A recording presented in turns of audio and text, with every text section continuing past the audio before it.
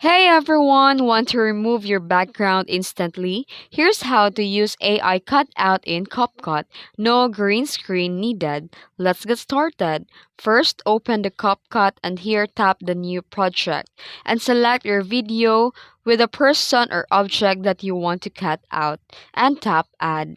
Then tap on the video clip in the timeline and scroll through the menu and select remove background. Then here tap the auto removal and the CapCut will automatically detect and remove the background using AI. You can also customize your scene. You can now add a new background image or video or even use effects behind your subject.